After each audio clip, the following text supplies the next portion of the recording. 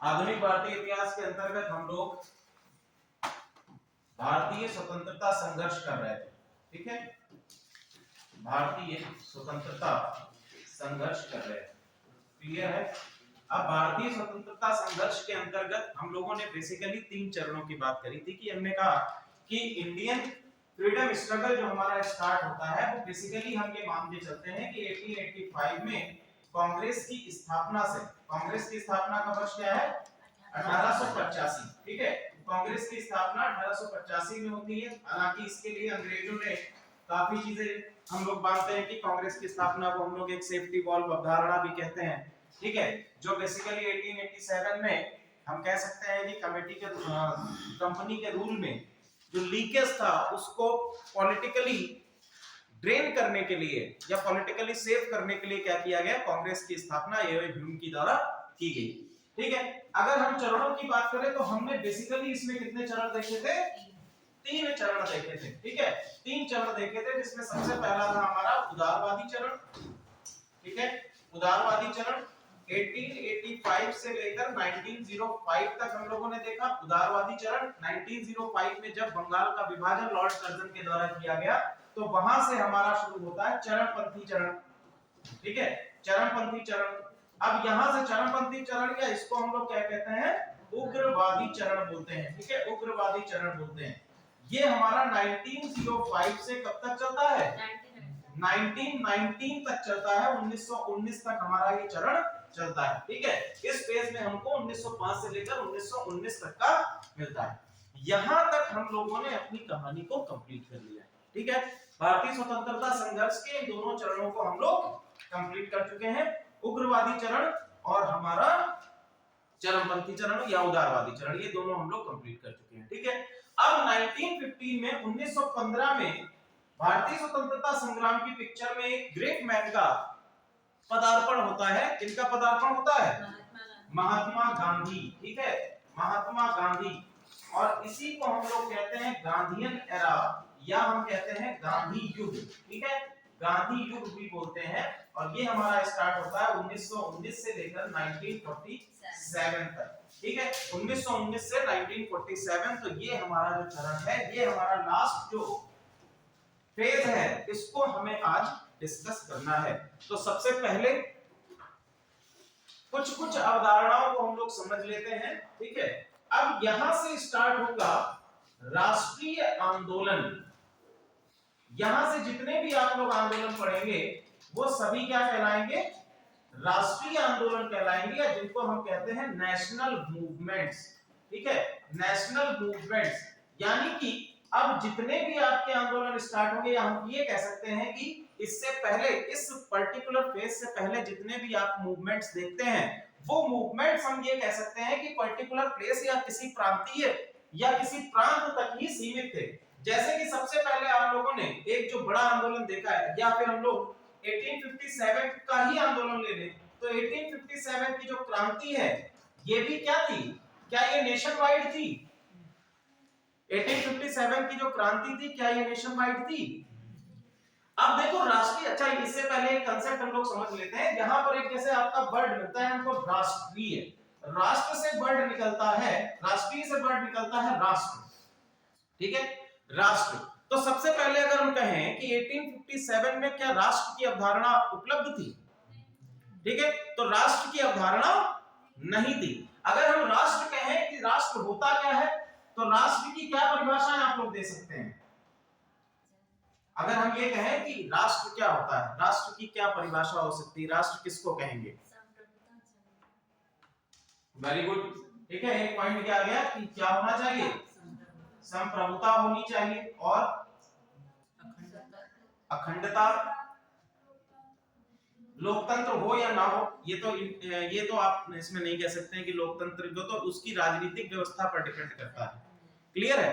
तो सबसे पहला क्या होना चाहिए, संप्रभुता तो तीसरे नंबर पर आएगी, अंत में आएगी। सबसे पहला क्या होना चाहिए कि इसकी एक निश्चित भौगोलिक सीमाएं होनी चाहिए।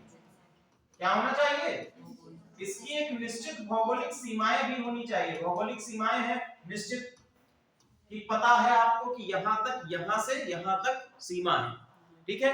तो ये आपका क्या हो गया, सबसे पहला कि निश्चित भौगोलिक सीमाएं हो। फिर उस कंट्री की एक जनसंख्या होनी चाहिए, एक निश्चित जनसंख्या हो, ठीक है, पॉपुलेशन हो। दूसरा कि ये क्या होना चाहिए, संप्रभु होना चाहिए। इट मींस दैट कि अपने निर्णय लेने में स्वयं सक्षम हो, जिसमें कोई भी एक्सटर्नल इंटरफेरेंस ना हो। तो दैट इज व्हाई हम इसको कह सकते हैं कि राष्ट्रीय है। साथ ही साथ इस पर्टिकुलर अगर कोई राष्ट्र है तो उस राष्ट्र की अपनी एक सांस्कृतिक पहचान भी होनी चाहिए। क्या होना चाहिए, सांस्कृतिक पहचान होनी चाहिए। सांस्कृतिक पहचान के अंतर्गत हम भाषा भी ले सकते हैं, धर्म भी ले सकते हैं, ठीक है, भाषा भी ले सकते हैं, धर्म भी ले सकते हैं, और साथ ही साथ यहाँ के जो आपके कल्चर हैं, ट्रेडिशंस हैं, उनको भी सम्मिलित कर सकते हैं। एक निश्चित या एक कह सकते हैं एक पर्टिकुलर एक विशिष्ट पहचान जो उसको प्रोवाइड कराता है, ठीक है। तो हम कहेंगे ये हमारा क्या है, राष्ट्र है। क्लियर। 1857 में ऐसी कोई अवधारणा हमको देखने को नहीं मिलती है। साथ ही साथ यहां से जो आंदोलनों की शुरुआत होगी, यहां से जो आंदोलनों की शुरुआत होगी वो बेसिकली हमको आंदोलन देखने को मिलते हैं 1857 से 1885 तक के जो आंदोलन हमने देखे वो कैसे थे, वो बेसिकली सामाजिक अथवा सांप्रदायिक आंदोलन थे। कैसे थे, सामाजिक अथवा सांप्रदायिक आंदोलन थे। या तो वो धार्मिक रूप से हो रहे थे या फिर सामाजिक रूप से हो रहे थे। इससे पहले की भी आंदोलन हमने देखे तो वो भी आपके किसके लिए हो रहे थे, सामाजिक व्यवस्थाओं पर आघात करने के लिए। बेसिकली आप लोगों ने देखा केरल में आपका एजावा समुदाय के द्वारा जो आंदोलन शुरू किया गया वो बेसिकली किसके लिए था, ठीक है, जनजातियों के द्वारा शुरू किया आंदोलन था, ठीक है। इसके बाद आप लोगों ने आत्मसम्मान आंदोलन देखा। आत्मसम्मान आंदोलन वो भी आपका तमिलनाडु के क्षेत्र में शुरू हुआ, जहां से हमारी डीएमके और एडीएमके पार्टीज निकली। वो भी आपका किससे रिलेटेड था, वो भी जनजाति जातिगत स्तर पर था। यहां हम कह सकते हैं कि आपका सामाजिक आंदोलन है। क्लियर। मोपला विद्रोह आप अगर देखेंगे तो मोपला विद्रोह भी किस प्रकार का आंदोलन है, सांप्रदायिक आंदोलन है, ठीक है, सांप्रदायिक विद्रोह है मोपला विद्रोह। ये भी आपका कैसा है, सांप्रदायिक है। तो इन सभी चीजों में हम देखते हैं कि यहां पर केवल और केवल सामाजिक या सांप्रदायिक आंदोलन की बात हो रही थी, अभी भी नेशनल मूवमेंट की अवधारणा नहीं आई। एक मूवमेंट आपका 1905 में आता है, 1905 में, वो है स्वदेशी आंदोलन। स्वदेशी आंदोलन, स्वदेशी आंदोलन के विषय में हम ये कह सकते हैं कि हाँ ये एक राष्ट्रव्यापी आंदोलन था, लेकिन सीमित समय, सीमित मात्रा में।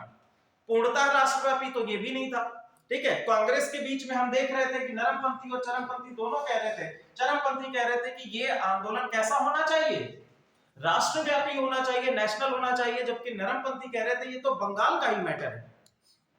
नरमपंथियों का क्या कहना था कि ये केवल और केवल किसका मैटर है, बंगाल का मैटर है, तो इसे बंगाल के क्षेत्रों तक ही सीमित रहना चाहिए। तो ये आंदोलन भी पूर्णतः राष्ट्रव्यापी नहीं हो पाया।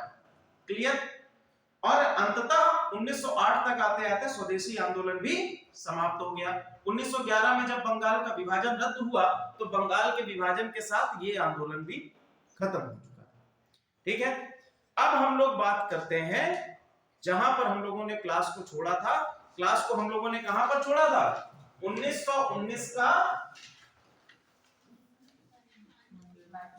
मॉन्टेग्यू चैम्सफोर्ड रिफॉर्म, ठीक है, मॉन्टेग्यू चैम्सफोर्ड रिफॉर्म। हालांकि भारतीयों को यह है, हमने कल बात भी करी थी, मॉन्टेग्यू चैम्सफोर्ड रिफॉर्म के साथ केंद्र में बाइकैमरलिज्म और प्रांतीय स्तर पर द्वैत शासन की बात कही गई, ठीक है। अब हम लोग आगे पढ़ते हैं। सबसे पहले लिखिए 1915 से, सॉरी, महात्मा गांधी। हाँ बताइए। तो राज्य शब्द होता है कि इसकी अपनी सभ्यता और संस्कृति नहीं होती है? वेरी गुड, बहुत अच्छा क्वेश्चन है, ठीक है। एक आपका है राष्ट्र और दूसरा शब्द है राज्य, ठीक है। एक आपका शब्द क्या है, राष्ट्र, और दूसरा शब्द है राज्य। अगर आप भारतीय संविधान को भी उठाकर देखेंगे तो सबसे पहले हम लोग संघ को एक राज्य के रूप में क्या किया जाता है, उसकी परिभाषित किया जाता है, ठीक है। तो जहां पर राज्य आएगा तो राज्य के संदर्भ में भी जो आप कह रहे हैं कि इसकी एक विशिष्ट पहचान के लिए इसकी एक विशिष्ट संस्कृति होगी, तो बिल्कुल होगी, अगर हम लोग भारतीय स्टेट की बात करें या राज्य के रूप में पूरे भारत की विशिष्टता की बात करें तो पूरे भारत की विशिष्टता में भी इसकी संस्कृति है। क्लियर? या फिर अगर हम इसको संघीय ढांचे को और अधिक क्या करें, तोड़ें, तो हम देखेंगे कि एक हमारा केंद्र है और केंद्र किसमें, शक्तियों का विभाजन होता है राज्यों में। ठीक है, हमने राज्यों को, देखो यहां पर जो कंफ्यूजन क्रिएट होता है वो केवल और केवल इसके नॉमेनक्लेचर से होता है, क्योंकि हमारा जो ढांचा है, हमने क्या किया है कि राजनीतिक पावर को बांटा हुआ है राज्यों के स्तर पर। ठीक है, अगर हम पूरी तरह से बात कहते हैं कि हमारा जो एक पर्टिकुलर नेशन है वही राज्य है, तो भी वो बात सही होती, और अगर राज्यों में बांट दिया तो वो भी अलग चीज है। ठीक है, तो राज्यों की अपनी विशिष्ट संस्कृति होती है। जैसे वर्तमान समय में हम लोग बात करें उत्तर प्रदेश की, तो उत्तर प्रदेश की अपनी विशिष्ट संस्कृति है। दो स्टेट ले लेते हैं, उत्तर प्रदेश ले लेते हैं और दूसरा हम लोग ले लेते हैं गुजरात ले लेते हैं, गुजरात ले लेते हैं। दोनों की अपनी विशिष्ट संस्कृति होगी। यहां पर अगर हम भाषा देखें तो भाषा यहां पर हमको मिलती है हिंदी। ठीक है, हिंदी भाषा में भी बोलियां कई सारी हैं। ठीक है, बोलियां कौन कौन सी हैं, देखो आप ब्रज के क्षेत्र में जाओगे तो आपको ब्रज मिलेगी, बुंदेलखंडी मिलेगी, अवधी मिलेगी, ये सारी भाषाएं हैं जो बोलियां हैं, अवधी मिलेगी। ठीक है, बिहारी भाषा भी पूर्वांचल के क्षेत्र में हमको देखने को मिलती है, बिहारी बोली भी आपको देखने को मिलेगी, भोजपुरी जिसको हम लोग कहते हैं। ठीक है, अब यहां पर आप गुजरात में जाओगे तो गुजरात में भाषा भी आपको मिलेगी। ठीक है, गुजरात में भाषा कौन सी है, गुजराती भाषा बोली जाती है, और गुजराती भाषा की बोलियां भी अलग अलग है।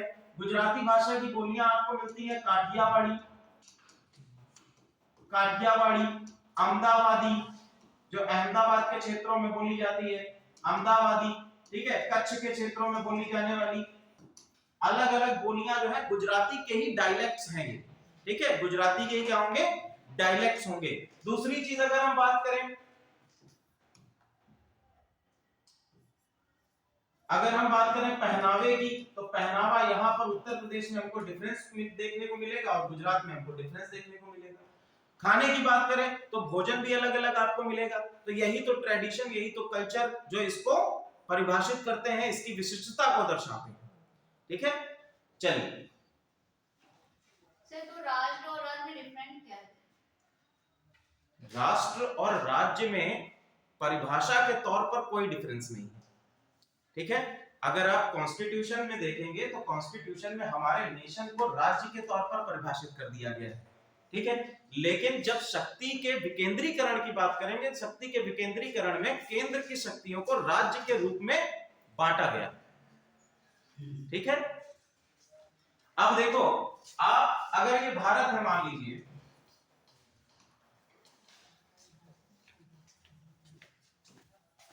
ये मान लीजिए भारत है, अगर हम इसको राज्य कह देते हैं कोई दिक्कत नहीं है। ठीक है, कोई प्रॉब्लम नहीं। ये इसी तरह से हमने अपने आर्टिकल नंबर 1 में इसको परिभाषित भी किया है।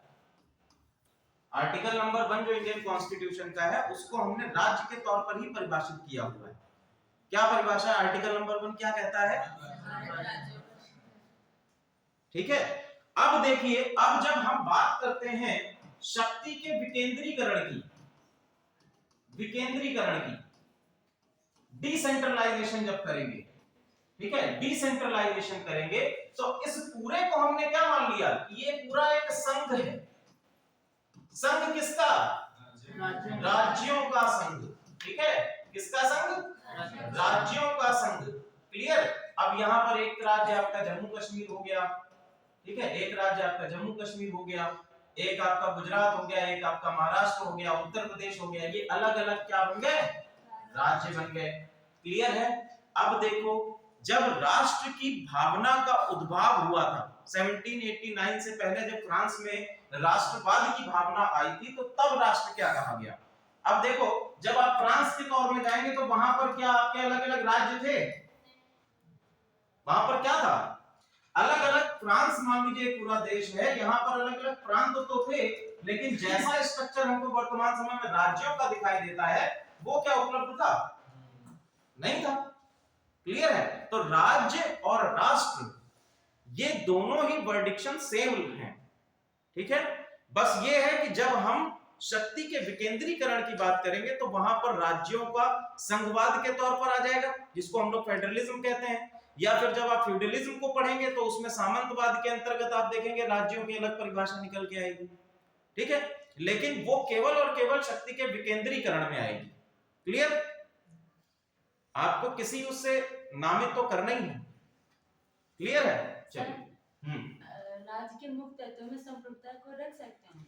राज्य के मुख्य तत्वों में संप्रभुता को बिल्कुल रख सकते हैं, बिल्कुल रख सकते हैं। लेकिन हर एक कंट्री का जो पॉलिटिकल ढांचा होता है वो अलग होता है। अगर हम ये कह दें कि उत्तर प्रदेश राज्य जो है, उत्तर प्रदेश हम एक राज्य मानते हैं और इसके संदर्भ में भारतीय संविधान के संदर्भ में अगर परिभाषित करने के लिए ये कह दें कि ये पूर्णता क्या होगा, संप्रभु होगा, अरे भैया तब तो हमारे कॉन्स्टिट्यूशन का जो पॉलिटिकल डिवीजन है, जो शक्ति का बंटवारा है, वही खत्म हो जाएगा। अगर हम उत्तर प्रदेश को राज्य के तौर पर नामित करते हुए पूर्णता संप्रभु कर देंगे तो क्या होगा? वैसे हमारा कॉन्स्टिट्यूशन क्या कहता है कि एक राज्य के ऊपर किसकी सर्वोच्च सत्ता होगी? केंद्र की। राज्य सरकार के ऊपर केंद्र की सत्ता होगी। तो ऐसी स्थिति में ये पूर्णतः संप्रभु नहीं हो सकता है। इसी को हम लोग कहते हैं क्वासी फेडरल। आप लोग कहीं कहीं पर पढ़ेंगे कि हमारा जो नेशन है वो क्या है? क्वासी फेडरल है, ठीक है। क्या है? क्वासी फेडरल है, अर्ध संघीय ढांचा है, अर्ध संघीय कहा जाता है, ठीक है। तो राज्य में जो आप बेसिक इसका लेके चल रहे हैं परिभाषा को, उसमें हम संप्रभु कह सकते हैं। जबकि अगर हम इसको किसी भी नेशन पे अप्लाई करेंगे, ठीक है, जब किसी नेशन पे अप्लाई करेंगे तो वहां पर इसको पूर्णता संप्रभु नहीं कहेंगे। क्लियर है? अब जैसे हम लोग अमेरिका की बात करें तो अमेरिका में राज्य क्या है? संप्रभु है कि नहीं है? संप्रभु है, ठीक है। जबकि भारत में राज्य क्या है? केंद्र की शक्ति के अधीन। क्लियर? चलिए हम लोग आगे बढ़ते हैं। चलिए हम लोग बात कर रहे थे हमारे महात्मा गांधी पर, ठीक है। महात्मा गांधी, देखिए महात्मा गांधी जो है, इनको पढ़ना आप लोगों के लिए, आपका यूपीएससी का जो एग्जामिनेशन आप कर रहे हैं, सिविल सर्विसेज का एग्जामिनेशन करते हैं, उसका महत्वपूर्ण एक आधार है जो महात्मा गांधी का अध्ययन आपको करना, ठीक है। एक ऐसा व्यक्ति जिसने बिना कोई हथियार उठाए, जिसने बिना कोई हिंसा किए अंग्रेजों को भारत से जाने पर मजबूर कर दिया, ठीक है। तो महात्मा गांधी का जीवन, नीतियां और कार्यक्रम के विषय में हम लोग पढ़ेंगे। पहला महात्मा गांधी का जीवन, दूसरा हम लोग इनकी नीतियां, और तीसरा इनके क्या क्या कार्यक्रम रहे हैं, कौन कौन से आंदोलन इनके द्वारा चलाए गए हैं, उसको हम लोग डिस्कस करेंगे, ठीक है। अगर हम लोग जीवन के विषय में बात करें तो इनका जन्म कब हुआ है भैया? ठीक है, तो इनका जन्म हुआ है 2 अक्टूबर 1869। 1869 को कहां पर हुआ है? पोरबंदर में हुआ है। कहां पर हुआ है? पोरबंदर, गुजरात, जो गुजरात के काठियावाड़ रीजन में आता है, ठीक है। गुजरात के काठियावाड़ी क्षेत्र में आता है। ये आपका बेसिकली, इनके पिताजी दीवान थे, ठीक है। इनके पिताजी पोरबंदर का जो प्रांत है वहां पर दीवानी के रूप में कार्य करते थे।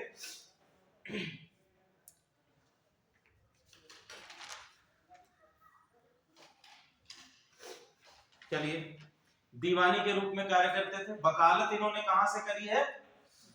इंग्लैंड से इन्होंने वकालत करी है, और उसके बाद ये अफ्रीका में अपनी वकालत की प्रैक्टिस करने के लिए गए। नेक्स्ट लिखिए, महात्मा गांधी द्वारा लिखित पुस्तकें। महात्मा गांधी द्वारा लिखित पुस्तकें, देखो बहुत ही हम लोग फैक्चुअल डेटा लेके चल रहे हैं। द्वारा लिखित पुस्तकें, हालांकि महात्मा गांधी के जीवन के विषय में काफी सारे एस्पेक्ट्स आते हैं, लेकिन उन एस्पेक्ट्स को अभी हम लोग कवर नहीं करेंगे, ठीक है। जो आपके एग्जामिनेशन के लिए इंपॉर्टेंट है उनको हम लोग लेके चल रहे हैं। तो सबसे पहले महात्मा गांधी के द्वारा कौन कौन सी पुस्तकें लिखी गई हैं? सबसे पहला हिंद स्वराज 1909 में इन्होंने लिखी है। हिंद स्वराज, इसी में सबसे पहले किसकी बात करी गई थी? असहयोग की बात करी गई थी। हिंद स्वराज में ही गांधी जी ने कहा कि भारत में अंग्रेजों का शासन भारतीयों के सहयोग से ही स्थापित हो चुका है और यदि हमें इस शासन को समाप्त करना है तो हमें अंग्रेजों का सहयोग देना बंद करना होगा और इसीलिए स्वराज असहयोग आंदोलन का शुरुआत भी करनी होगी। नेक्स्ट, मेरे सत्य के प्रयोग, द एक्सपेरिमेंट, मेरे सत्य के प्रयोग, द एक्सपेरिमेंट ऑफ ट्रूथ, सत्य के प्रयोग। मूलतः इसको गुजराती में लिखा गया था, मूलतः गुजराती में से लिखा गया है। ये क्या है? महात्मा गांधी की आत्मकथा है। ठीक है, ध्यान रखना, ये क्या है? महात्मा गांधी की ऑटोबायोग्राफी है। ऑटोबायोग्राफी, कभी आपको जीवन में समय मिले तो ये ऑटोबायोग्राफी जरूर आप लोग पढ़िएगा। ठीक है, मेरे सत्य के प्रयोग, ये ऑटोबायोग्राफी महात्मा गांधी की अवश्य पढ़िए। 3-4 ऑटोबायोग्राफी हैं जो आपको यूपीएससी एग्जामिनेशन के लिए पढ़नी चाहिए ताकि वो आपके निबंध लेखन में भी कार्य आ सके। एक स्वामी विवेकानंद जी की, डॉक्टर बी.आर. अम्बेडकर की और आपका महात्मा गांधी जी की। ठीक है, साथ ही साथ जवाहरलाल नेहरू की जो बुक है भारत एक खोज, ये भी आप लोगों को पढ़नी चाहिए, बहुत अच्छी बुक है। और कुछ जो वेदांता फिलॉसफीज हैं उनको भी तुम लोग एक बार पढ़ो, यूपीएससी में निबंध लेखन में आपके बहुत काम आएंगी। ठीक है, मेरे सत्य के प्रयोग। नेक्स्ट लिखो बुक, शांति और युद्ध में अहिंसा, शांति और युद्ध में अहिंसा,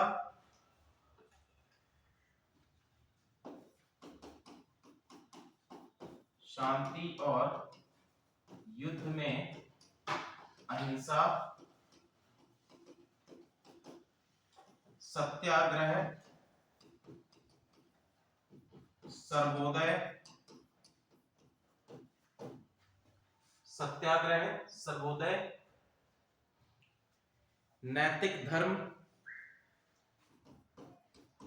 नैतिक धर्म, सत्य ही ईश्वर है, सत्य ही ईश्वर है, सांप्रदायिक एकता, सांप्रदायिक एकता और अस्पृश्यता निवारण, अस्पृश्यता निवारण।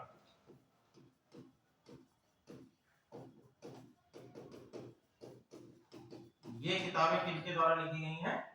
महात्मा गांधी के द्वारा लिखी। हिंद स्वराज, मैं सत्य के प्रयोग, शांति और युद्ध में अहिंसा, सत्याग्रह, सर्वोदय, नैतिक धर्म, सत्य ही ईश्वर है, सांप्रदायिक एकता और अस्पृश्यता निवारण, ये पुस्तकें महात्मा गांधी जी के द्वारा लिखी गई हैं। अब लिखिए महात्मा गांधी जी के द्वारा संपादित अखबार।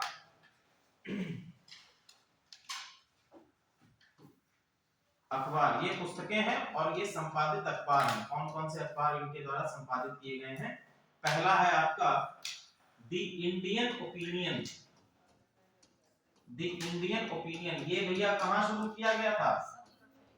साउथ अफ्रीका में शुरू किया गया था। ठीक है, the Indian opinion south Africa में शुरू किया गया था। इसके बाद लिखो young India, young India,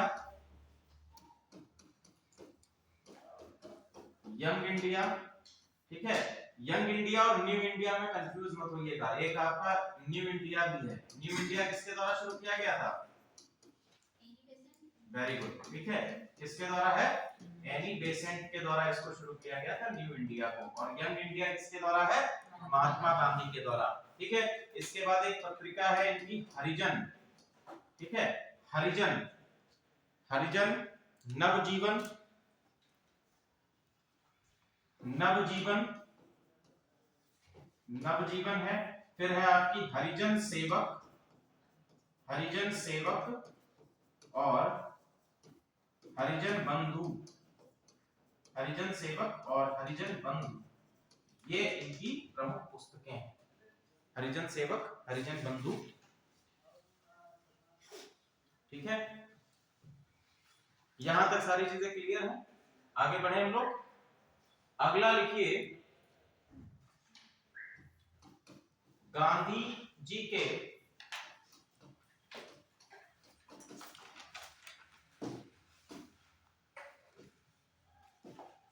Gandhi ji के विचारों के स्रोत, ठीक है, तो कहां से इनको, जो इनकी विचारधारा है, ठीक है, गांधी जी की जो विचारधारा है, गांधी जी को बेसिकली अगर विचारधारा के तथ्य पर क्वेश्चंस आपके आते हैं, ठीक है, तो एक क्वेश्चन आपका बनता है कि गांधी जी, मेंस में बेसिकली क्वेश्चन बनता है गांधी जी को दार्शनिक अराजक कहा गया है, दार्शनिक अराजकतावादी,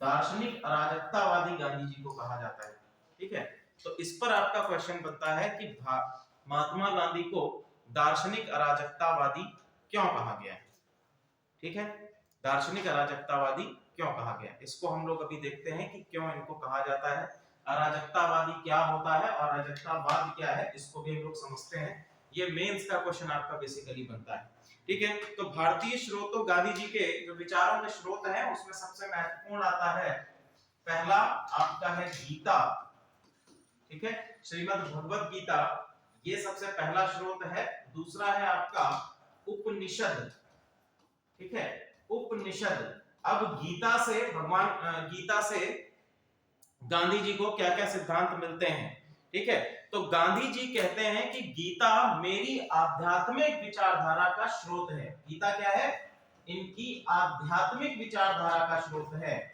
आध्यात्मिक विचारधारा का स्रोत, ठीक है, विचारधारा का स्रोत क्या है, गीता है, ठीक है। और बेसिकली अगर हम बात करें तो गांधी जी एक और चीज में विश्वास रखते हैं, जो आपका शंकराचार्य के द्वारा क्या शुरू किया गया था, शंकराचार्य का है अद्वैतवाद, अद्वैतवाद, ठीक है, अद्वैतवाद जो है शंकराचार्य का, ये भी गीता से निकला है, और ये भी जो है एक आध्यात्मिक स्रोत बनता है महात्मा गांधी के लिए, क्लियर है। साथ ही साथ गीता, जो गांधी जी का वैष्णव धर्म या वैष्णव पंथ के प्रति जो झुकाव है, वैष्णव पंथ के प्रति जो झुकाव है, गांधी जी की सबसे प्रिय जो कविता है या हम कह सकते हैं गीत है, कौन सा है, वैष्णव जन तो तेने कहिए जे पीड़ पराई जाने रे, नरसिंह मेहता के द्वारा जो लिखित है। तो बेसिकली जो एक उनका झुकाव देखने को मिलता है वो भी आपको गीता के कारण देखने को मिलेगा। आध्यात्मिक विचारधारा का स्रोत क्या है, गीता है। अब बात करते हैं उपनिषद की। उपनिषद में जो एक सिद्धांत दिया गया है, उपनिषद में एक सिद्धांत है अपरिग्रह का सिद्धांत, अपरिग्रह का सिद्धांत। क्या है ये अपरिग्रह का सिद्धांत? अपरिग्रह क्या होता है? अपरिग्रह का शाब्दिक अर्थ होता है आवश्यकता से अधिक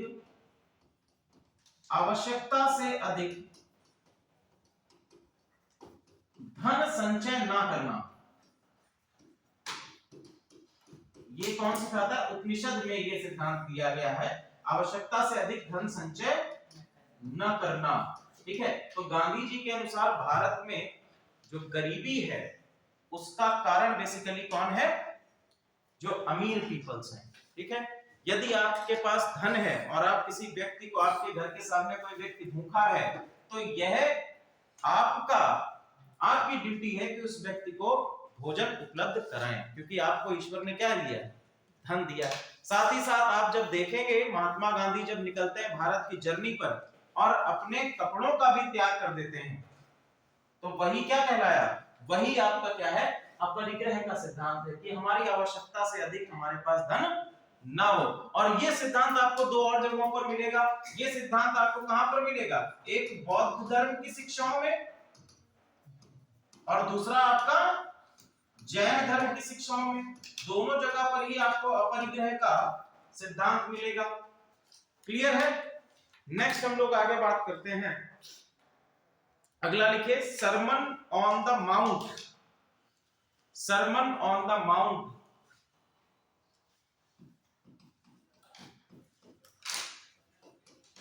सरमन ऑन द माउंट ये क्या है?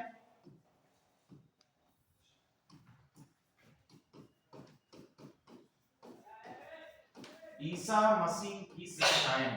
देखो गांधी जी के विषय में आप जब पढ़ेंगे तो गांधी जी का कहना था कि मेरे लिए मैं कोई राजनीतिक व्यक्ति नहीं हूं। उनका क्या कहना था? मैं कोई राजनीतिक व्यक्ति नहीं हूं, मैंने बस राजनीति का चोला ओढ़ा हुआ है। ठीक है, ये गांधी जी के स्वयं के कथन है। ठीक है, मैं किसको क्या कह सकते हैं, सिंबलाइज करता हूं, मैं किसको प्रतीक लेकर चलता हूं, वो है धर्म।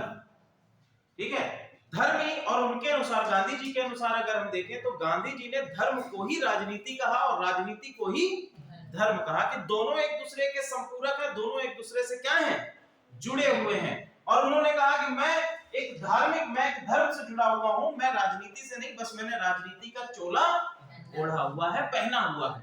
अब यहां पर अगर हम धर्म को लेकर चलेंगे तो धर्म के विषय में हम सीधे कहां पहुंच जाते हैं, सेक्ट में पहुंच जाते हैं, पंथ में पहुंच जाते हैं। ठीक है, जबकि यहां पर जो धर्म की बात, जो गांधी जी ने धर्म की बात कही, वो बेसिकली धर्म क्या कहलाएगा कि व्यक्ति का जो कर्म से जुड़ा हुआ है, व्यक्ति के जो कर्म से जुड़ा हुआ है वही उसका धर्म है। मैंने आप लोगों को एक बार बताया भी था कि जैसे जल का काम होता है बहना या शीतलता प्रदान करना, तो यही जल का धर्म है। अग्नि का कार्य होता है कि वो ऊष्मा देती है, तो वो अग्नि का धर्म है। इसीलिए अगर आपने मानव के रूप में जन्म लिया है तो मानवता आपका धर्म। ठीक है, तो इस विषय में बात करते हैं। नेक्स्ट हम लोग का लिखा, तो एक आपका ईसा मसीह की शिक्षाएं, सरमन ऑफ द माउंट। एक बहुत ही इंपॉर्टेंट शिक्षा आपको देखने को मिलती महात्मा गांधी की, वो ये है, यदि कोई व्यक्ति आपके एक गाल पर थप्पड़ मारे तो दूसरा गाल आगे कर देना चाहिए। ठीक है, तो ये शिक्षा कहां से इनको मिलती है? सरमन ऑन द माउंट, जो ईसा मसीह की शिक्षाएं हैं वहां से प्राप्त होती है। मुन्ना भाई क्या कहता है कि दूसरे गाल पर भी पड़ जाए तो किसके आगे? तो गांधी जी ने बताया नहीं था। ठीक है, चलिए आगे हम लोग बढ़ते हैं। दूसरा इसमें मिलता है बुराई। बुराई पर केवल और केवल अच्छाई से जीत हासिल की जा सकती है। बुराई कब हारेगी? बुराई केवल और केवल अच्छाई से ही हार सकती है। दूसरा ऐसे कहा। दूसरा लिखिए लाओ त्से। लाओ त्से, लो त्से। ठीक है, ये क्या है? ये आपके चीनी दार्शनिक हैं, लो त्से हो गए। दूसरे आपके हैं कन्फ्यूशियस। दूसरे आपके हैं कन्फ्यूशियस। ठीक है, कन्फ्यूशियस, ये भी आपके चीनी विचारक या चीनी दार्शनिक हैं।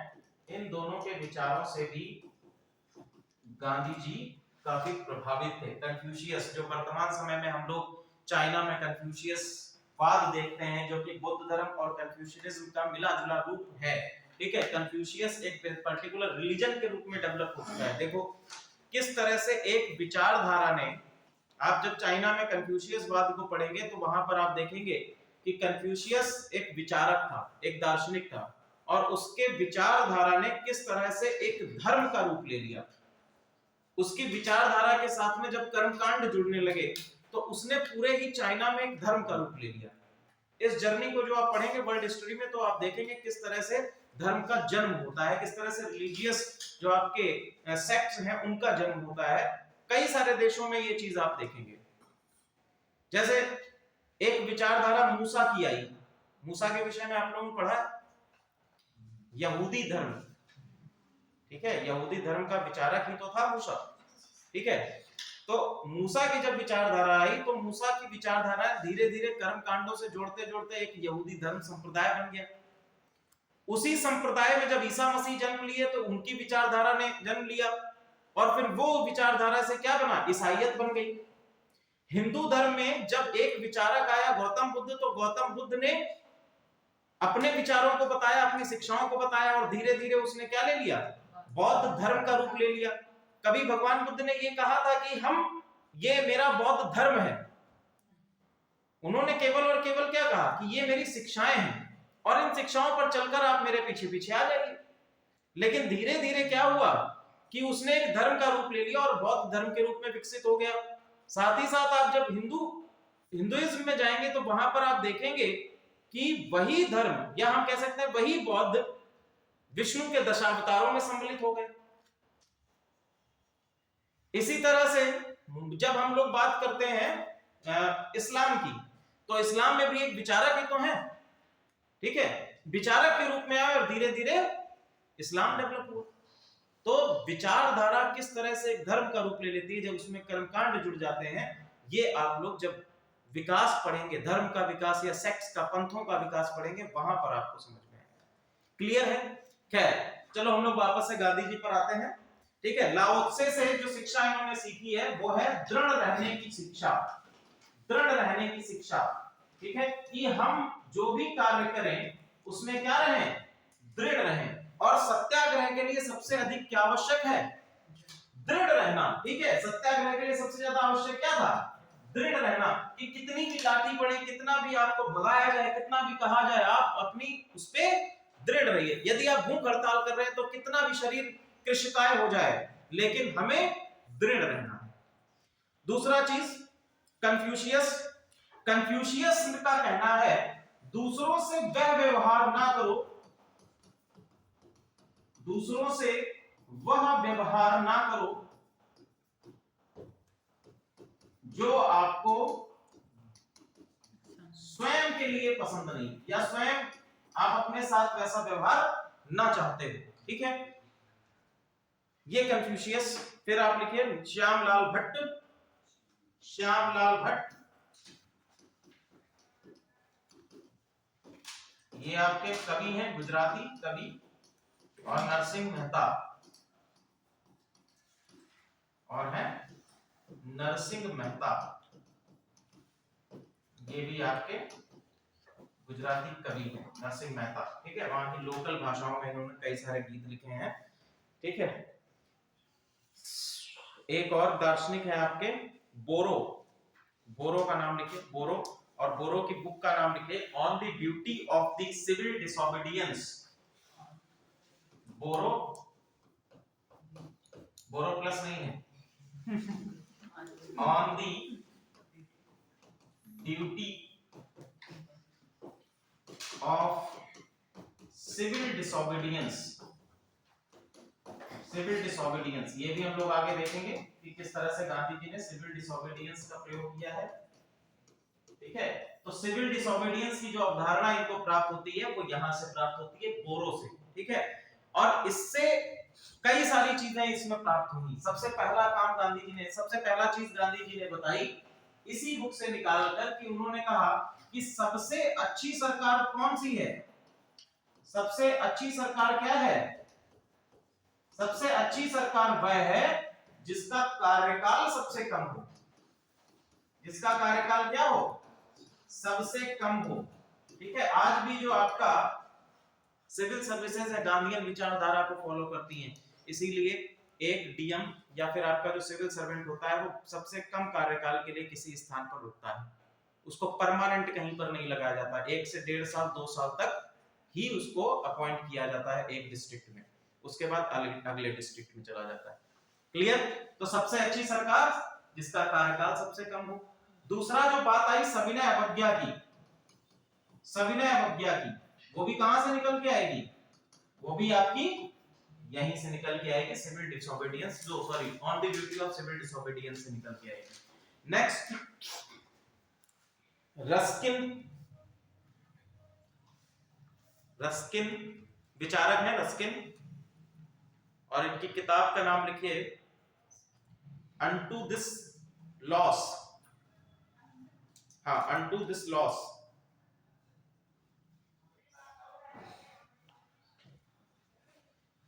रस्किन, रस्किन है unto this last, unto this last. और इनकी एक और पुस्तक है, इनकी एक और पुस्तक है crown of wild, crown of wild मोफ्लिक्स। क्राउड ऑफ वाइट मुफ्लिक्स। और सबसे ज्यादा जिस विचारक से ये प्रेरित थे उनका नाम लिख लीजिए, लियो टॉलस्टॉय। लियो टॉलस्टॉय सबसे ज्यादा इनसे प्रेरित थे। सबसे ज्यादा प्रेरित किनसे थे?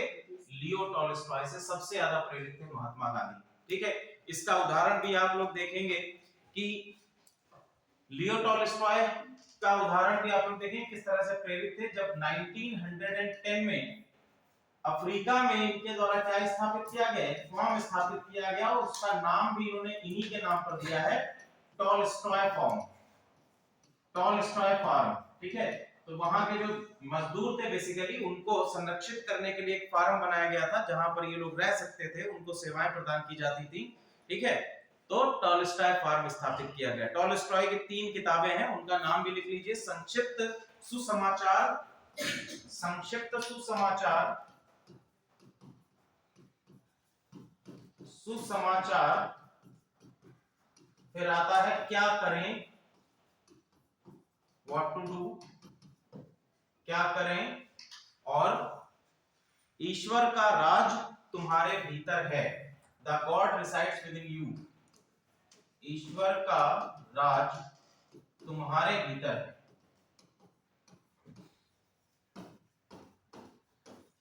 ये आपका मेंस में भी काम आएगा और आपके प्रीलिम्स में भी काम आएगा, दोनों जगह पर, यूपीपीसीएस में और आरओ में भी। फैक्चुअल जो आपके हैं, कौन सी किताबें हैं, ये भी सारी चीजें आप लोगों के काम आएंगी।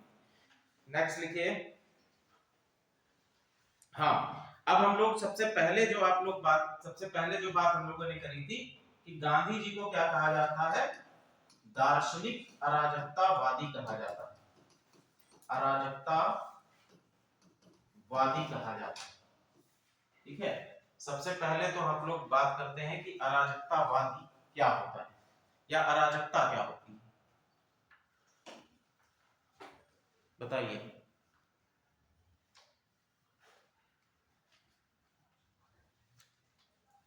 सन्नाटा क्यों है भाई? अरे जो भी आ रहा है मन में, अराजक तत्व आप लोग कहते तो हैं, ये आतंकवाद और अराजकतावाद में क्या अंतर है?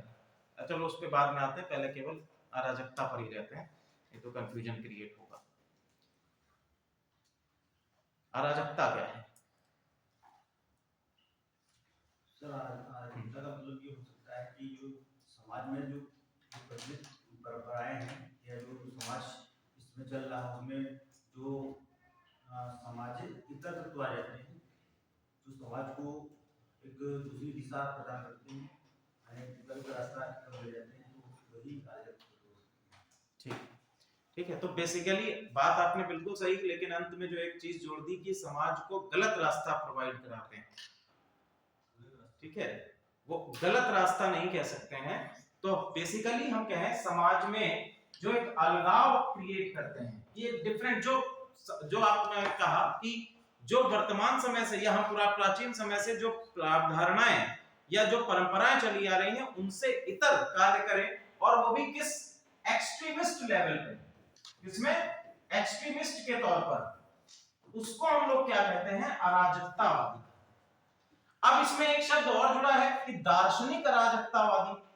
दार्शनिक अराजकतावादी, इसके क्या उदाहरण मिलेंगे? जैसे कि महात्मा गांधी ने कहा, महात्मा गांधी का कहना था कि हम क्या करेंगे, राजविहीन समाज की स्थापना होनी चाहिए। कैसा समाज हो? राजविहीन समाज हो, या सिंपल शब्दों में हम क्या कहें कि सत्ता विहीन समाज होना चाहिए। गांधी जी की अवधारणा क्या थी?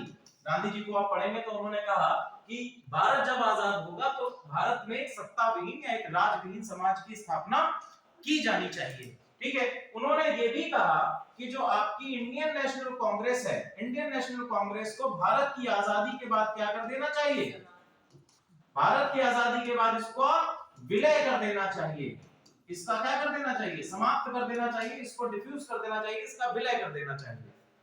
क्योंकि जब हमें पॉलिटिकल एस्पेक्ट की आवश्यकता थी, एक आंदोलन को चलाने के लिए, एक मूवमेंट को चलाने के लिए, तब तो हमने ठीक था, लेकिन अब तो आजादी प्राप्त हो गई है, अब हमें इसका क्या कर देना चाहिए, खत्म कर देना चाहिए इसको।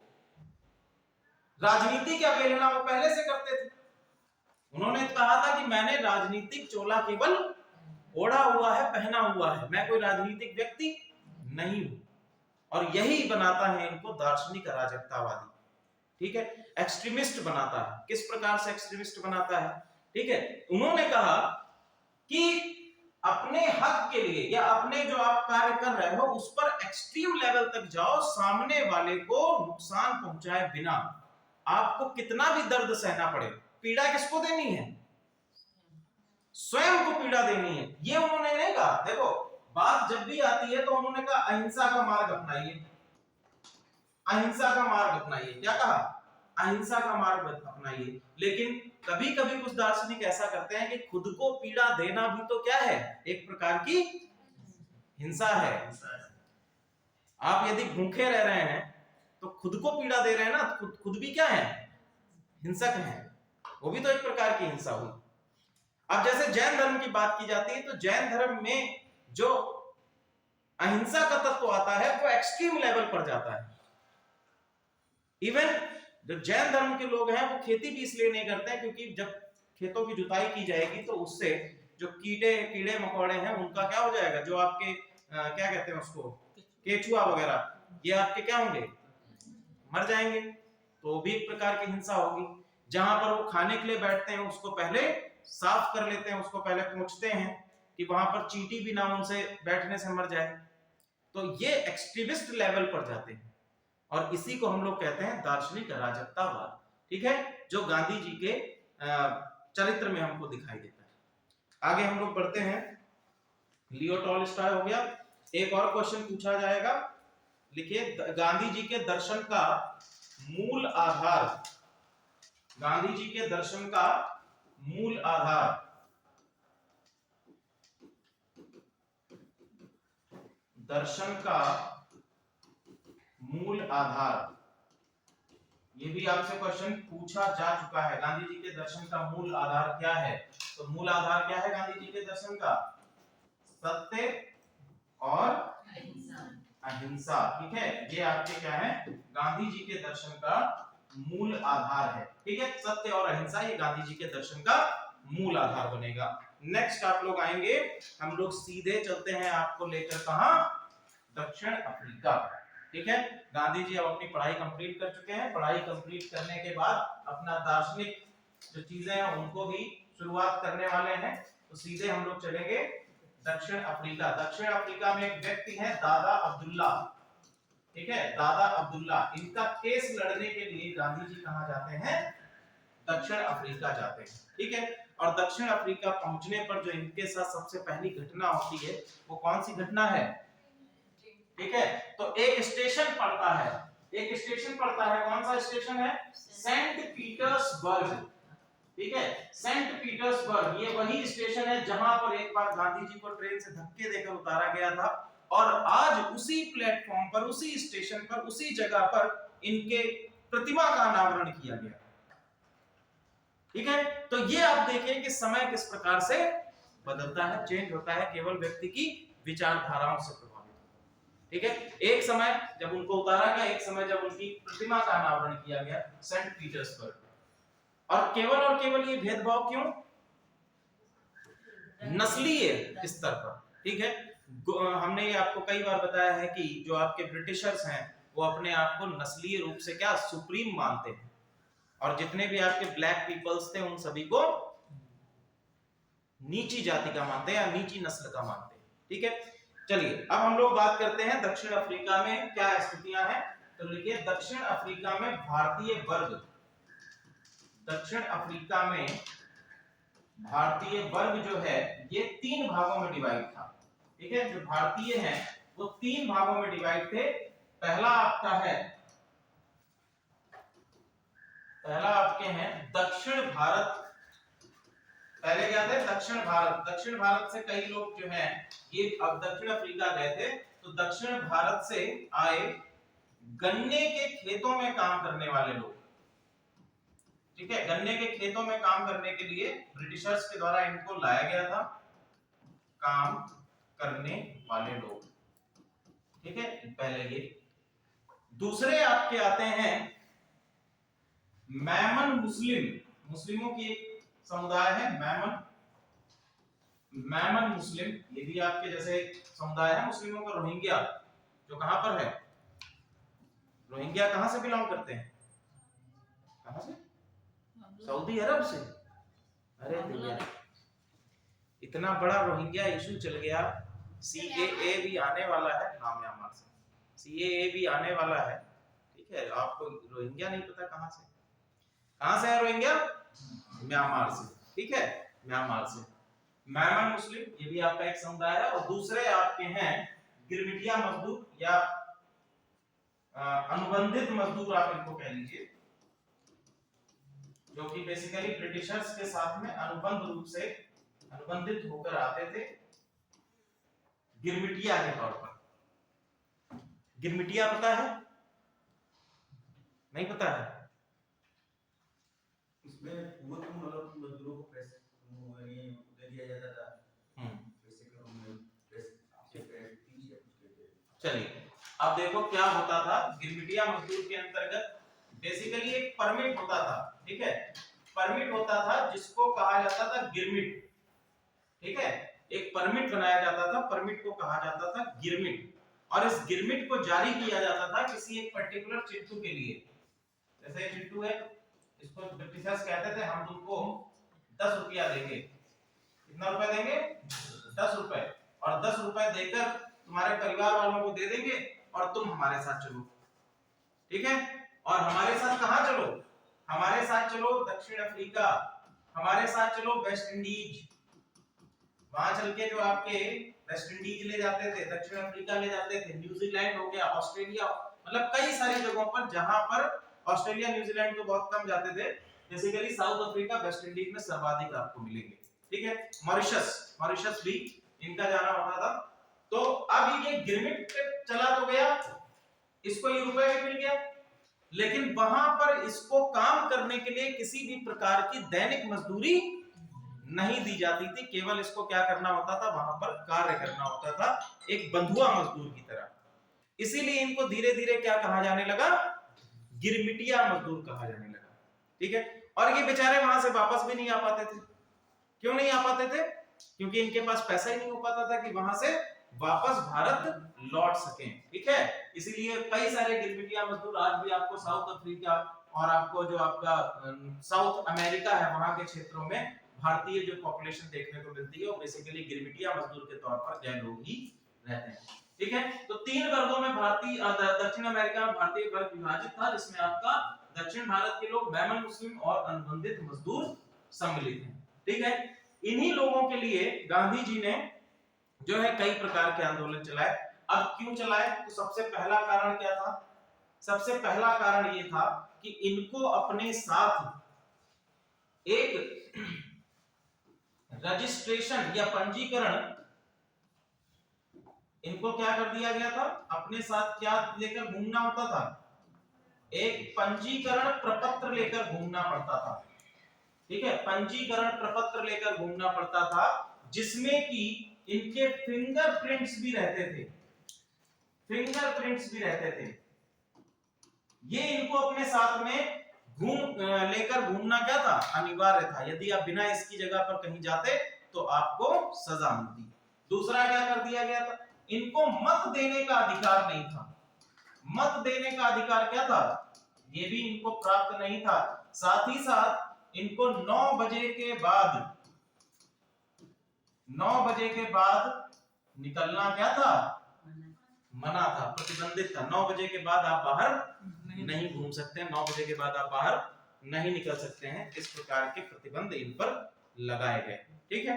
तो बेसिकली अब गांधी जी ने भी अफ्रीका में 2 चरणों में कार्य किया। पहला चरण था इनका उदारवादी चरण, ठीक है। गांधी जी की जो कार्य प्रणाली है उसमें पहला आता है उदारवादी चरण। उदारवादी चरण में 1894 से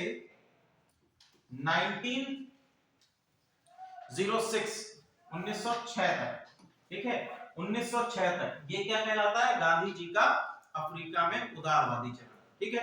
उदारवादी चरण के अंतर्गत क्या था, जो हम लोग पढ़ते आए हैं, उदारवादी चरण क्या है, अनुनय विनय। गांधी जी ने क्या किया कि जो आपकी दक्षिण अफ्रीका की सरकार है उनको एप्लीकेशंस के माध्यम से, प्रार्थना पत्र के माध्यम से, इन सभी चीजों के माध्यम से अपनी बात को रखने का प्रयास किया। इसके साथ साथ गांधी जी ने इसी चरण में नेटल भारतीय कांग्रेस की स्थापना भी की थी। नेटल भारतीय कांग्रेस दक्षिण अफ्रीका में ये एक आपका समिति की स्थापना की गई है। किसके द्वारा? गांधी जी के द्वारा स्थापित किया गया है नेटल भारतीय कांग्रेस, और इसी के अंतर्गत समाचार प्रकाशित किया जाता था द इंडियन ओपिनियन। ठीक है, द इंडियन ओपिनियन ये आपका इसी के अंतर्गत प्रकाशित किया जा रहा था। ठीक है, यहां तक सारी चीजें क्लियर हैं। अगला आपका आता है अहिंसात्मक प्रतिरोध, या जिसको हम लोग कहते हैं अहिंसात्मक प्रतिरोध, या जिसको कहते हैं सत्याग्रह। ठीक है, अहिंसात्मक प्रतिरोध का चरण, अहिंसात्मक प्रतिरोध का चरण, या जिसको हम लोग कहते हैं सत्याग्रह। ठीक है, सत्याग्रह का चरण 1906 से 1914 तक का जो टाइम पीरियड है वो इसी के अंतर्गत आता है। इसमें देखिए क्या क्या चीजें कही गई। पहला, पंजीकरण का, जो आपको पंजीकरण मैंने बताया था कि अंगूठे के पंजीकरण, उंगलियों की छाप के साथ में जो पंजीकरण प्रपत्र दिए जाते थे, इसके विरोध सबसे पहला सत्याग्रह किया गया 1906 में। ठीक है, पंजीकरण प्रपत्र के विरोध सत्याग्रह, प्रपत्र के विरुद्ध सत्याग्रह। तो इस सत्याग्रह में आप लोगों ने गांधी जी की मूवी देखी है?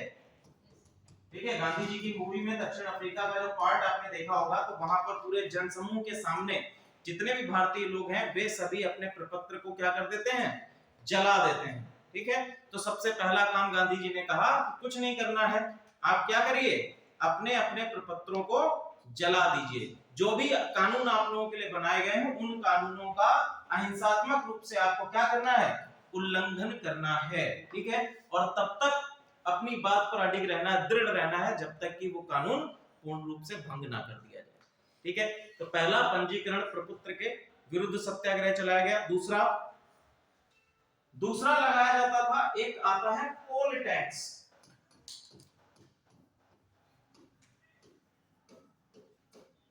पोल टैक्स, ठीक है, पोल टैक्स जो है ये केवल और केवल भारतीयों पर लगाया जाता था, और इसकी जो रकम थी वो थी आपकी 3 पौंड।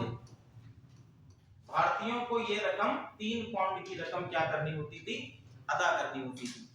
जैसे एक जजिया कर हम लोगों ने सुना है, तो इसी प्रकार का एक टैक्स पोल टैक्स था। ये भारतीयों को संरक्षण के लिए बेसिकली लगाया जाता था। पोल टैक्स के विरुद्ध सत्याग्रह। ठीक है, एक और काम अंग्रेजों ने किया। अंग्रेजों ने एक और काम किया, वो क्या किया?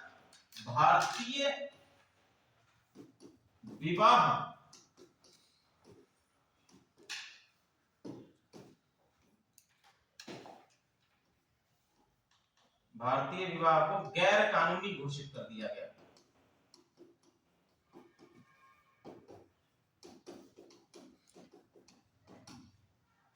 यानी जो ऐसे भारतीय थे जो वहां पर विवाहित होकर रह रहे थे भारतीय पद्धति से, तो उन्होंने कहा कि जितने भी ऐसे विवाहित हैं जिन्होंने ईसाई धर्म की पद्धति के अलावा विवाह किया है, वो सभी विवाह क्या कर दिए जाएंगे?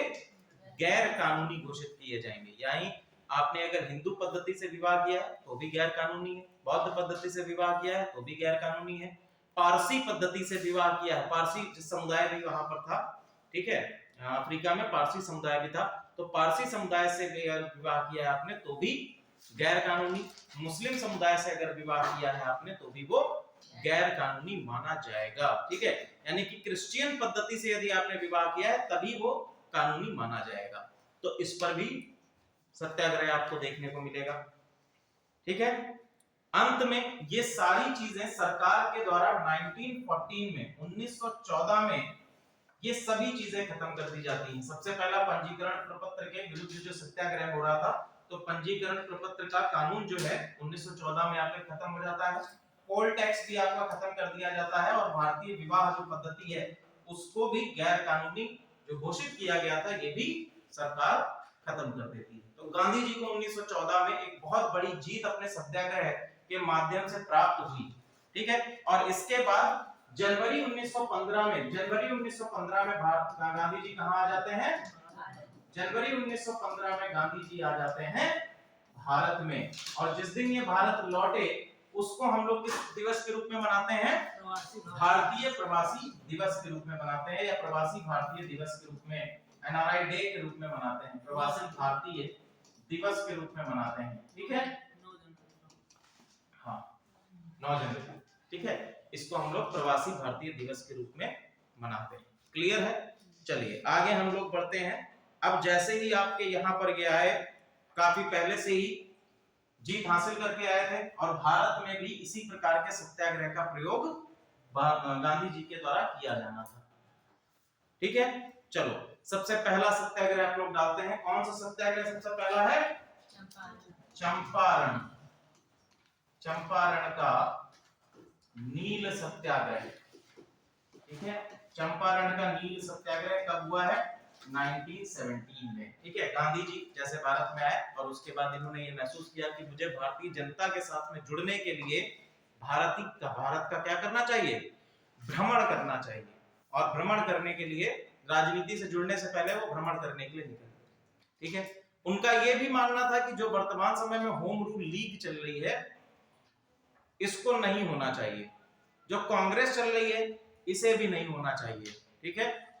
जैसा कि उनकी विचारधारा में, ये आप लोग अभी पढ़ चुके हैं, उनकी विचारधारा में आपने पढ़ा कि व्यक्ति जो है, अगर राज्य से सत्ता को हटा दिया जाए तो व्यक्ति अपना विकास स्वयं कर सकता है।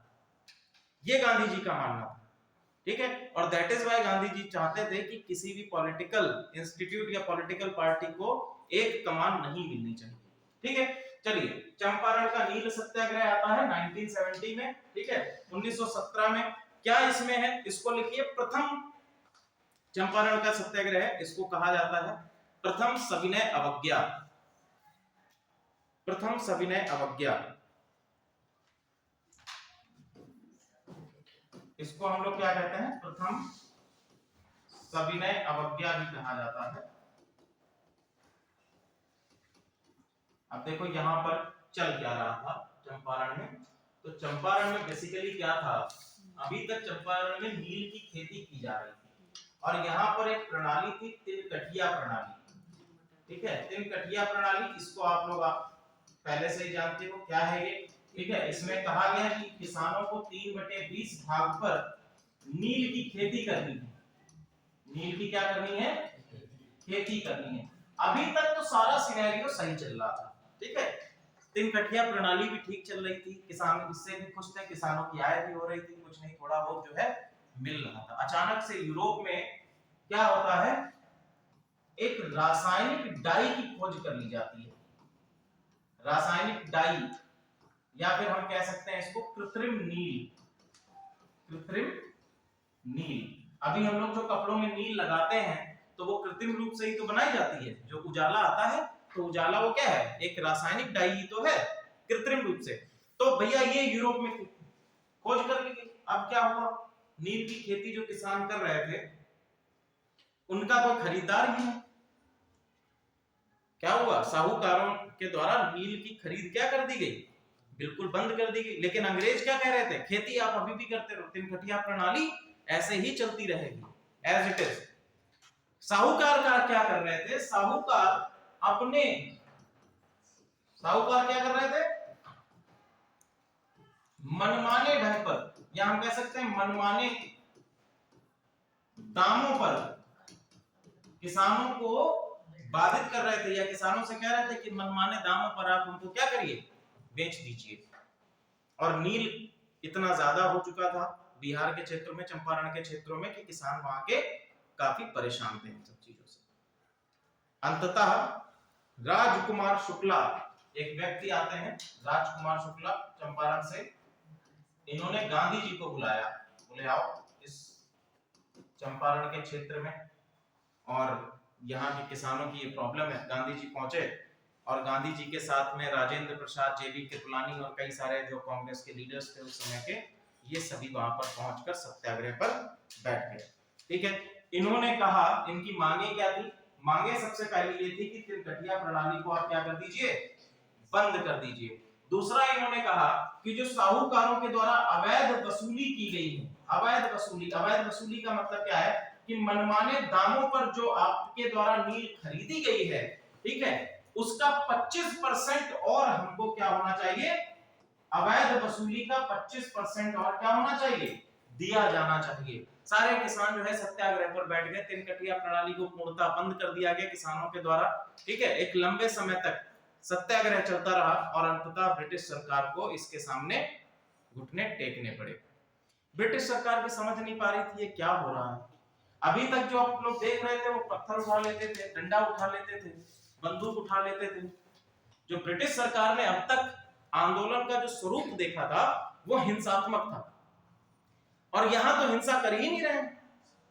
यहां तो क्या कर रहे हैं, ये गांधी जी की जो चरित्र है उसकी तो विशेषता थी कि गांधी जी ने पूरे एक समाज को, पूरे एक व्यक्ति, जो हमारा हिंदुस्तान है, जो हमारा राष्ट्र है, उसके प्रत्येक व्यक्ति को इस तरह से तैयार कर दिया कि आप दृढ़ रूप से खड़े रह सकते थे अपने अधिकारों को मनवाने के लिए, और बिना किसी हिंसा के खुद को पीड़ा दे सकते थे, खुद चोट।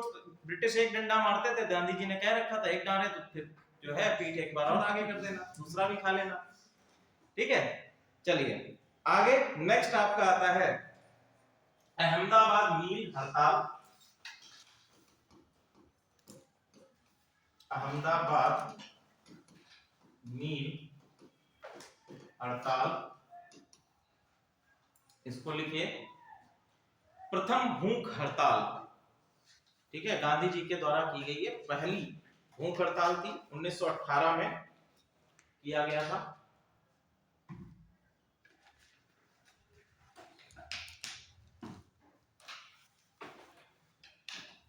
सॉरी 1918 में इसको किया गया। इसको क्या कहा जाता है, प्रथम भूख हड़ताल।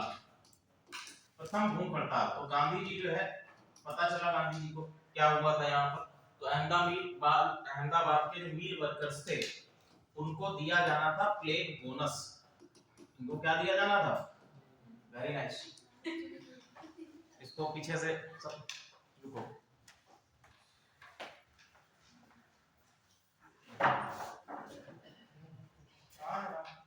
लाइट चलाओ।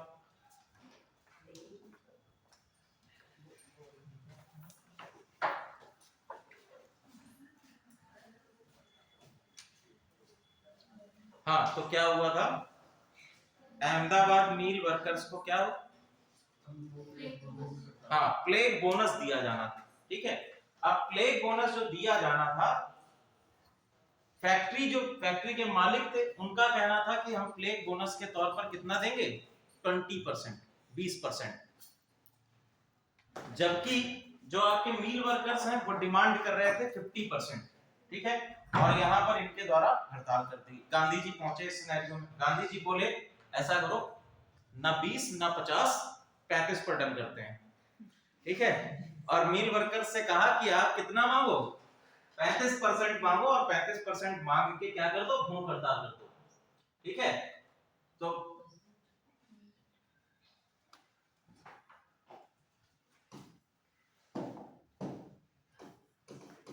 अहमदाबाद मील हड़ताल 1918, ठीक है। इनको क्या मिलना था, प्लेग बोनस, प्लेग बोनस दिया जाना था। और प्लेग बोनस जो कंपनी मालिक हैं वो कितना दे रहे थे, 20%, ठीक है। जबकि जो आपके वर्कर्स हैं, मील के मजदूर हैं, वो डिमांड कर रहे थे कितना, 50%। गांधी जी ने क्या कहा, आप क्या करो 35% का डिमांड करो, मील वर्कर्स से बोला, ठीक है, 35% का डिमांड करो, और साथ में क्या कर दो, भूख हड़ताल कर दो, ठीक है, भूख हड़ताल कर दो। और वही हुआ, अंततः जो है मील मालिक इस भूख हड़ताल से के सामने घुटने टेक दिए, और 35% का जो प्लेग बोनस है ये इनको प्रोवाइड किया गया, ठीक है। यहाँ पर जो एक इंपॉर्टेंट एस्पेक्ट आता है, इनके साथ में जो एक और लीडर है उनका नाम है अंबालाल साराभाई। अंबालाल साराभाई, अंबालाल साराभाई, ये वहां के कॉटन मिल के मालिक थे, ठीक है, कॉटन मिल के मालिक थे अंबालाल साराभाई, और इन्हीं के बेटे कौन है, विक्रम साराभाई, ठीक है, जिनका नाम किसमें आता है, ठीक है, इसरो की स्थापना में। अंबालाल साराभाई और इनकी बहन थी अनुसुईया बेन, अनुसुईया बेन, ठीक है। बेसिकली गुजराती भाषा में बहन को बेन करके जो है प्रोनाउंसिएट किया जाता है, तो बेन, जैसे आनंदी बेन पटेल उत्तर प्रदेश की राज्यपाल, ठीक, वेरी गुड। नेक्स्ट अगला लिखिए, खेड़ा सत्याग्रह। खेड़ा सत्याग्रह की कब होगा, खेड़ा सत्याग्रह 1918 में है, खेड़ा सत्याग्रह 1918 में। खेड़ा की क्या पिक्चर थी, खेड़ा की पिक्चर ये थी कि यहाँ पर किसानों की फसलें बर्बाद हो गई थी, पूरी रूप से दुर्भिक्ष पड़ने के कारण, सूखा पड़ने के कारण किसानों की फसलें क्या हो चुकी थी, पूर्णतः बर्बाद हो चुकी थी। और ऐसी स्थिति में किसान क्या मांग रहे थे, किसान मांग रहे थे राजस्व में छूट, जो इनके द्वारा राजस्व में छूट मांग रहे थे, ठीक है, जो इनसे टैक्सेशन या लगान वसूला जाता था, तो किसान कह रहे थे हमसे लगान इस वर्ष और अगले वर्ष ना वसूला जाए, ठीक है, क्योंकि एक राजस्व संहिता थी अंग्रेजों की, और राजस्व संहिता का एक क्लॉज था, और उस क्लॉज में कहा गया कि यदि उत्पादन का कोई ऐसा क्षेत्र है जहां पर उत्पादन का 1/4 भाग भी उत्पादित नहीं हुआ है, उत्पादित नहीं हुआ है, यानी जितना टोटल उत्पादन होता रहा है और उसका 1/4 भाग भी उत्पादित नहीं हुआ है, तो ऐसी स्थिति में उस प्रांत को क्या किया जाएगा, टैक्सेशन में छूट दे दी जाएगी, लगान में छूट दे दी जाएगी। लेकिन खेड़ा के किसानों के साथ में ऐसा नहीं किया गया, ठीक है। गांधी जी पहुंचे, खेड़ा में सत्याग्रह किया, ठीक है, इसको कहते हैं प्रथम असहयोग। खेड़ा के सत्याग्रह को कहा जाता है प्रथम असहयोग, ठीक है। तीनों चीजों का प्रैक्टिकल गांधी जी ने कर लिया, भूख हड़ताल का भी, सहयोग असहयोग का भी, और सविनय अवज्ञा का भी, ठीक है। 3 जगह पर 3 अलग अलग प्रैक्टिकल्स। तो यहाँ पर असहयोग के माध्यम से, खेड़ा में असहयोग के माध्यम से ये आपका सत्याग्रह स्थापित किया गया। क्लियर है यहां तक सारी चीजें आप लोगों को, यहां तक की कहानी में कोई डाउट? देखिए इतिहास वैसे तो बहुत लेंदी और बहुत ही बोरिंग विषय लगता है, तो आप लोग बीच बीच में मुस्कुराते हुए चेहरों के साथ में बताते रहा करिए कि अब बोरिंग नहीं लग रहा है, ठीक है। 10 से 5 मिनट का ब्रेक ले लीजिए, फिर हम लोग अगला टॉपिक पढ़ते हैं, रॉलेट एक्ट, ठीक है। आ जाइए फटाफट, पानी वानी पी लो जाके, रॉलेट एक्ट टॉपिक डाल के चले जाओ, फटाफट आ जाओ।